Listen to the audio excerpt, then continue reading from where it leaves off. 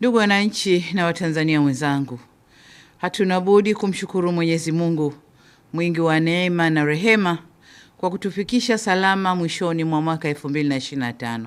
Na inshallah kwa uwezo wake Mwenyezi Mungu tutaweza kuona na kuvuka pia salama mwaka 2026. Katika mwaka huu tunaomalizia, tumeondokewa na ndugu, jamaa na marafiki zetu ambao wametangulia mbele ya haki. Tuendelee kuwaombea rehema za Mwenyezi Mungu ili roho zao zipumzike kwa amani.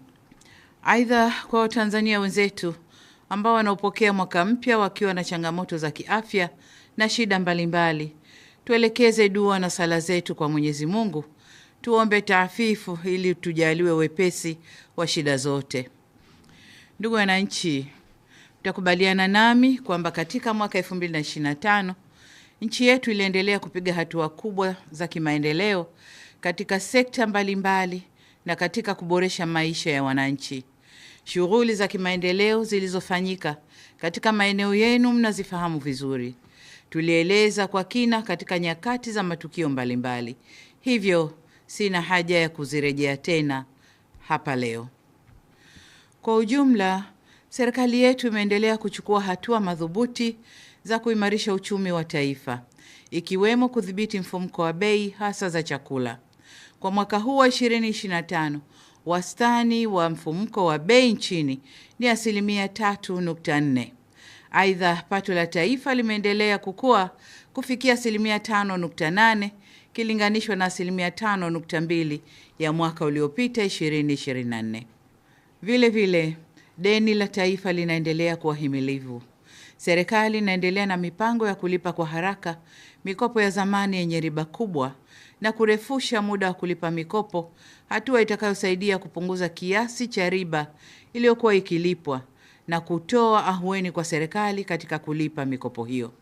Ukuaji wa uchumi nchini umetokana na uwekezaji wa serikali katika miradi ya kimkakati ya miundombinu pamoja na mchango mkubwa wa sekta za madini, kilimo, ujenzi na sekta ya fedha na huduma ikiwemo utalii. Aidha, akiba za fedha za kigeni imeendelea kuimarika na kufikia dola za Marekani bilioni 6.6, kiasi kinachotosheleza uagizaji wa bidhaa na huduma kwa zaidi ya miezi mitano. Tunaingia mwaka 2026 na tunaanza utekelezaji wa dira ya taifa ya mwaka 2050 ambapo serikali itaendelea kutekeleza mkakati wa muda wa kati wa miaka mitatu kutoka mwaka 2026 hadi 2028 wa kuongeza mapato ya serikali kwa kuimarisha matumizi ya mifumo ya kielektroniki katika kukusanya mapato, katika kufanya malipo na kuongeza umakini katika usimamizi wa fedha na rasilimali za umma. Ndugu wananchi, pamoja na mafanikio hayo, serikali itaendelea na utekelezaji wa ilani ya Chama cha Mapinduzi, ikiwemo utekelezaji wa ahadi za siku 100 tulizotoa wakati wa kampeni za uchaguzi mkuu, ambazo zipo katika hatua mbalimbali za utekelezaji. Serikali itatoa taarifa kwa umma baada ya kutimia siku 100 mwezi Februari mwakani 2026. Ndugu zangu wa Tanzania, katika kipindi cha miezi 7 kuanzia mwezi Mei hadi Oktoba mwaka huu 2025, tulikumbwa na uhaba wa mvua, hali ambayo ilileta ukame na kupungua kwa vyanzo vya maji. Nitumie fursa hii kuwapa pole wananchi na wakazi wa jiji la Dar es Salaam na maeneo mengine yote ambayo kulikuwa na changamoto ya upatikanaji wa maji safi na salama. Katika kukabiliana na hali hiyo, hususan kwa Dar es Salaam, serikali ilihakikisha kwamba vyanzo vyote vya maji vilivyo karibu vinaelekeza maji jijini humo, pamoja na kufufua visima vilivyokuwa havifanyi kazi. Aidha, tunamshukuru Mungu kwamba mvua zinazoendelea kunyesha ndani ya mwezi huu wa Disemba zinaongeza kina cha maji kwenye vyanzo vya Ruvu Juu na Ruvu Chini na zinarejesha hali nzuri ya upatikanaji wa maji. Katika hatua nyingine, serikali inaendelea na ujenzi wa bwawa la Kidunda na ujenzi wa awamu ya pili ya mradi wa maji wa Kimbiji Mpera ili tuweze kuondosha kabisa shida ya maji mkoani Dar es Salaam na mikoa jirani hata katika hali ya ukame.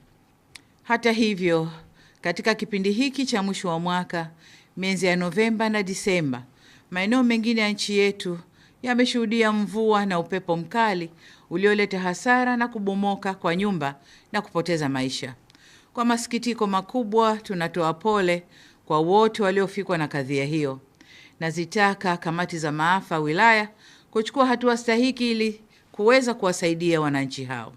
Aidha, ni vyema kwa mikoa iliyopata mavuno mazuri kuweka akiba ya chakula ili kitufae katika siku za usoni. Ndugu wananchi, kufanya kazi kwa bidii, mshikamano na uzalendo na kutimizwa kwa malengo tuliyojiwekea huleta uendelevu wa maendeleo yetu. Hivyo basi, serikali itachukua hatua za kimkakati kuweka mazingira rafiki ya kisera, kisheria na kiutendaji yatakayoongeza fursa za biashara, uwekezaji na fursa nyingine za kiuchumi, kijamii na kisiasa kwa Watanzania wote.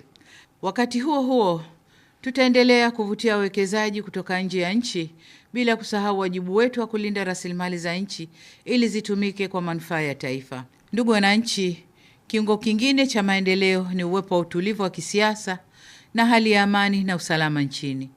Mwaka 2025, pamoja na mafanikio makubwa tuliyoyapata, tulipitia pia changamoto na mitihani iliyotugusa sote. Itakumbukwa kuwa mwezi Oktoba mwaka huu tulipitia nyakati ngumu zilizohitaji subira, mshikamano na uzalendo. Kwa dhati kabisa, ninavishukuru vyombo vyetu vya ulinzi na usalama nchini na wananchi wote kwa ujumla kwa kuendelea kudumisha amani, umoja na mshikamano wa taifa letu. Tumeweza kuthibitishia ulimwengu kwamba Tanzania ni taifa imara, himilivu na lenye kujitahidi kushughulikia changamoto zake. Tunapoanza mwaka 2026, serikali imejipanga kujenga umoja wa kitaifa nchini. Hatua za kuunda tume ya maridhiano zimeanza kuchukuliwa. Serikali itashirikiana na wadau wote katika kukubaliana kuhusu muundo wa tume, aina ya wajumbe, majukumu yao na muda wa kazi wa tume hiyo. Nitoe rai kwenu ndugu zangu wa Tanzania kwamba tunapoendelea kulijenga taifa letu, tusikubali tofauti za kiitikadi au kimtazamo zitugawe na kutupotezea malengo yetu ya maendeleo na ustawi wa taifa letu. Sote tunafahamu kuwa tofauti ni sehemu ya demokrasia, lakini zisitumike kuligawa taifa la Tanzania. Narudia kusema kuwa Jamhuri ya Muungano wa Tanzania ni moja tu. Ndani ya jamhuri hiyo kuna Watanzania ambao wamejengwa na itikadi ya kuamini kwamba amani, umoja na mshikamano hujenga uzalendo na ndio virutubisho vinavyotuletea maendeleo endelevu na ustawi wa Watanzania. Ndugu wananchi, katika mwaka 2025, serikali ya Jamhuri ya Muungano wa Tanzania imetimiza majukumu yake nchini na hata kikanda na kimataifa. Tumeweza kutimiza kamilifu wajibu wa wanachama wetu katika shughuli za Jumuiya ya Afrika Mashariki, Jumuiya ya Maendeleo ya Nchi za Kusini mwa Afrika, Jumuiya ya Nchi za Ukanda wa Maziwa Makuu, Umoja wa Afrika, Jumuiya ya Madola, nchi zisizofungamana na upande wowote na vile vile Umoja wa Mataifa. Tumetimiza wajibu wetu wa kulipa ada za wanachama, kushiriki mikutano, kujenga haiba na kulinda heshima ya taifa letu na kutoa mchango wetu kwenye shughuli za kimaendeleo, mazingira, siasa, ulinzi na usalama duniani. Aidha, mwaka 2026, Tanzania itaendelea kuimarisha na kudumisha ushirikiano wa kimataifa na kikanda. Vile vile, Tanzania itaendelea kutumia diplomasia ya uchumi kuvutia uwekezaji, kukuza biashara na kujenga ustawi wa watu wake, sambamba na kusimamia ulinzi wa taifa na mchango wake katika amani na usalama barani Afrika na duniani kwa ujumla.